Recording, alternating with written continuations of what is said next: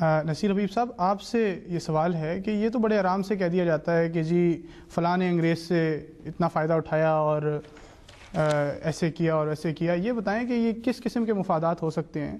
کیونکہ آج کے دور میں ہم دیکھتے ہیں کہ حکومت کی جو سہولیات ہیں ان سے سب فائدہ اٹھاتے ہیں. پانی کا نظام دیکھ لیں، نکاسی کا نظام دیکھ لیں، ٹرانسپورٹ کا نظام دیکھ لیں. تو یہ بتائیں کہ جب بات ہوتی ہے کہ فائدہ اٹھایا تو اس سے کیا مراد ہوتی ہے؟ بات یہ ہے کہ سب سے بڑا فائدہ جو وہ سب کو ہوا ہے وہ ہے ان کے ذرائع رسل و رسائل، جس سے سفر پرامن ہوا، بلکہ انٹرنیشنلی بڑا ممکن ہو گیا. حج بڑا محفوظ ہو گیا سمندری رستے سے، اور مختلف علماء کا رابطہ ہوا. اس سے ایک بڑی اسلام میں حرکت پیدا ہوئی. مدرسہ اس زمانے میں بڑا مشہور قائم ہوا ہے 1867 میں. اس کی جو انتظامی ڈھانچہ ہے وہ بالکل انگریزی اسکول کی طرح ہے. پیریڈ ہیں اس میں، ایگزامینیشن سسٹم ہے، اس طرح. تو یہ فائدہ جو ہے یہ تو تمام لوگوں نے. بات یہ ہے سمجھنے والی جو کہ وہ کہتے ہیں نا کہ برتر از اندیشہ سود و زیاں ہے زندگی، ہے کبھی جاں کبھی تسلیم جاں ہے زندگی، کہ کبھی زندگی کو بچا لینا زندگی کے تقاضوں کو پورا کرتا ہے، اور کبھی زندگی کو خدا حافظ کہہ دینا زندگی کے تقاضوں کو پورا کر سکتا ہے. صحیح. اور ان دونوں کے درمیان فرق کون کرے گا؟ وہ جس کی نگاہ پاک ہے. جیسے قرآن نے فرمایا لا یمسہ الا المطہرون، اسے مطہر ہی آدمی سمجھ سکتا ہے. یہ حضرت مسیح موعود علیہ الصلوۃ والسلام کا ایک بہت بڑی باریک بین نگاہ کی تھی کہ انہوں نے محسوس کر لیا کہ پہلے آن حضرت صلی اللہ علیہ وسلم کے دور میں جو ریاست تھی جس میں مذہبی آزادی نہیں تھی، انہوں نے اس کے لیے جدوجہد کی اور اللہ تعالیٰ نے مدد کی. بازو حیدر عطا ہوا، جانثار صحابہ ملے جنہوں نے پھر کیسر و کسریٰ کے جو ہے وہ تاج و تخت کو جو ہے گرا دیے. اب انہیں محسوس ہوا کہ یہ جو ریاست ہے اس کا قیاس کرنا دوسری ریاست کے ساتھ یہ قیاس مال فارق ہے. انگریزی گورنمنٹ اور جہاد جو کتاب ہے اس میں انہوں نے لکھا ہے کہ یہ قیاس مال فارق ہے، سمجھنا کہ اس کا اور اس کے ساتھ کوئی اس پہ مذہبی آزادی ہے. اب اللہ تعالیٰ نے قلم کا اجازت عطا فرمایا ہے. قرآن پاک کا عقلی معجزہ ہے، اس کے ذریعے ہم اس جو ذرائع ملے ہیں رسول و رسائل، یہ جو پرنٹ میڈیا ملا ہے، اس کے ذریعے ہم پورے عالم میں جو ہے اس میں محمد سے اجالا کر سکتے ہیں. تو یہ ایک بہت بڑی انہوں نے محسوس کر لی تھی، اور اس کا انہوں نے مذہبی رواداری کی وجہ سے، مذہبی آزادی کی وجہ سے کہ اب اس کا اس کے ساتھ مقابلہ نہیں کیا جا سکتا. اب یہ ذرائع خدا نے پیدا کر دیے ہیں، مذہبی آزادی ملی ہوئی ہے، اب تمہیں کوئی روکتا نہیں ہے. بلکہ اب آپ بھی دیکھ لیں، ایران میں جا کے سعودی عرب والا جا کے بات نہیں کر سکتا، سعودی عرب میں ایران والا نہیں بات کر سکتا، حالانکہ اسلامی ملک ہے، دونوں دعوے دار. لیکن انگریزوں کے دور میں ہر کوئی بات کر سکتا تھا، عیسائیت کو چیلنج کر سکتا تھا اور اپنی تبلیغ کر سکتا تھا. لوگوں میں تفریق کوئی نہیں رہی، کوئی تفریق نہیں، آزادی تھی. مذہب کو انہوں نے پرائیویٹ معاملہ قرار دے دیا. یہ ان کی باریک بین نگاہ نے یہ فرق دیکھ لیا تھا اور محسوس کر لیا تھا. اللہ تعالیٰ کی تائید بھی اس میں تھی. قرآن پاک ہوا 1870 کے بعد، اتنا قرآن پاک شائع ہوا ہے ان ملکوں میں جن ملکوں میں انگریزوں کی حکومت تھی، بنسبت ان ملکوں کے جہاں اسلامی حکومتیں تھیں، اور ہزاروں کی تعداد میں، ہر دہائی کے بعد میں ہزاروں کی تعداد میں قرآن پاک شائع ہوا. اس زمانے میں تو جو انگریزوں سے پہلے دور تھا، لوگ ترستے رہ جاتے تھے کہ بخاری شریف کی زیارت کر لیں. زندگی میں زیارت نہیں ہوتی تھی. اس کے بعد وہ کتابیں شائع ہوئی ہیں. یہ دیکھیں، یہ حضرت مسیح موعود کی سب سے بڑی، اور اس ویژن کو کسی نے انڈورس نہیں کیا کہ یہ ویژن یہ تھا کہ اللہ تعالیٰ نے نظام اس صورت پیدا کر دیے. قرآن کے پاس عقلی معجزہ ہے، اسلام کی تعلیم ایسی اپنے اندر رنگ رکھتی ہے، اور ہمیں آزادی ہے. ذرائع بھی اللہ پیدا کر رہا ہے.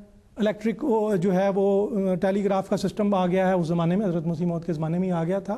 ریل کا نظام آ گیا تھا، سٹیم پریس ایجاد ہو گیا تھا. یہ چیزیں تھیں. اب اس کے ذریعے، اور دوسری بڑی بات ہے، حکومت کو غرض نہیں ہے، کوئی مذہبی آزادی ہے. اب ہم یہ پوری دنیا میں اجالا کر سکتے ہیں. تو وہ یہ بات تھی کوئی. اور بعض لوگ یہ سمجھتے تھے کہ نہیں، ریاست جو ہے نا، یہ اس کی پہلے طاقت ہمارے ہاتھ آئے، اس کے ذریعے کریں گے. اور بھائی وہ اینڈ نہیں ہے، وہ اپنے اعتبار سے وہ کوئی مقصد نہیں ہے، وہ ایک مقصد کے حصول کا ذریعہ ہے. جب مقصد کے حصول کا ذریعہ بدل گیا ہے تو اب ہمیں کیا ضرورت پڑی ہے؟ تو یہ بات ہے بنیادی طور پر. شکریہ آپ کا.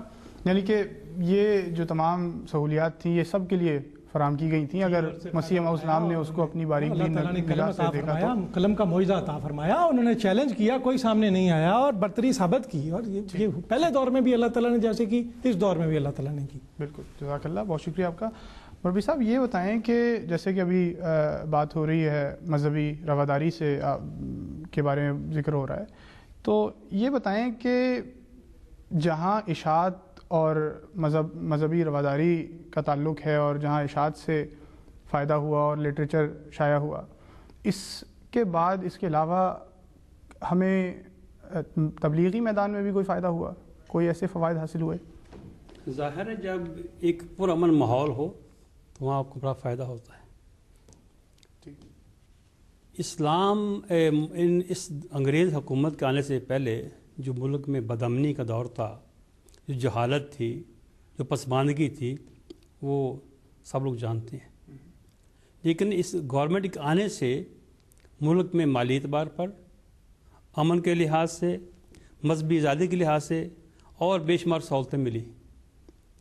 ایک دفعہ کہتے ہیں کہ قادیان میں ایک آدمی ٹیپ ریکارڈ لے کر آیا, فونوگراف, تو حضور نے اس میں آواز ریکارڈ کرائی اور فرمایا کہ آواز آ رہی ہے فونوگراف سے, ڈھونڈو خدا کو دل سے, نہ لافو غضاب سے.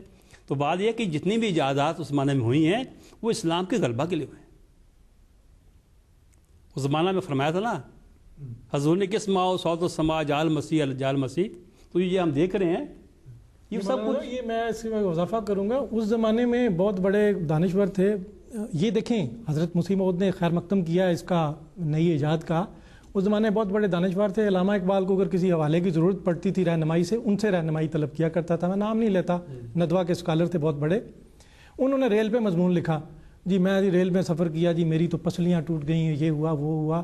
اور شیخ اکرام کی کتاب ہے موج کوثر, اس میں انہوں نے لکھا ہوا ہے کہ دیکھیں ان دانشور کی طرف اشارہ کر کے, مذہبی رہنما کی طرف اشارہ کر کے, کہ جس کی بہار یہ ہو پھر اس کی خزانہ پوچھ. یعنی ایک نئے دور کو وہ آدمی یوں استقبال کر رہا ہے, اور ایک مامور من اللہ ہے وہ اس کا استقبال کیسے کر رہے ہیں کہ آواز آ رہی ہے فونوگراف. اس زمانہ میں آپ نے مناظرے کو ڈیولپ کیا. پہلے ہی مناظرہ تھا, افہام و تفہیم کے لیے بات بحث و تمیز ہوتی تھی, لیکن پرامن ماحول نہیں تھا. لیکن اس زمانہ میں, انگریز کے زمانہ میں پرامن ماحول بنا. پھر وہاں پر ڈیبیٹس ہوئے, حضور نے بے شمار مناظرے کیے, تحریری بھی کیے اور زبانیں بھی کی, جس کے ذریعے بے شمار لوگوں کو ہدایت ملی. لیکن آخری زمانہ میں حضور نے پھر اس کو ناپسند فرمایا, کیونکہ اور بے شمار ذریعے تبلیغ کے دنیا میں آگے تھے. بہرحال اسے مطلب امن بھی خطرے میں پڑا ہوگا جس کی وجہ سے. ٹھیک, بہرحال حضور نے اس دور کی مذہبی آزادی سے خوب فائدہ اٹھایا, اور ذاتی فائدہ نہیں ہے, وہ صرف اور صرف احیاء اسلام کا. تو یہی آپ کا مقصد تھا. جزاک اللہ. ٹھیک ہے, بہت بہت شکریہ مولوی صاحب. میں بہت شکر گزار ہوں آپ دونوں شخصیات کا کہ آپ تشریف لائے. ناظرین, جیسا کہ آپ جانتے ہیں کہ ہمارے اس پروگرام کا مقصد تاریخ کے پہلوؤں پر سے پردہ اٹھانا ہے, اور انشاءاللہ تعالی اگلے پروگرام میں اسی موضوع پر گفتگو جاری رہے گی. اگلے منگل کو انشاءاللہ پھر ملاقات ہوگی. تب تک کے لیے اجازت دیجیے. اللہ حافظ. احمد کے ہم دردوں میں غم خاروں میں ہوں, بے وفاؤں میں نہیں ہوں, میں وفاداروں میں ہوں. بے وفاؤں میں نہیں ہوں, میں وفاداروں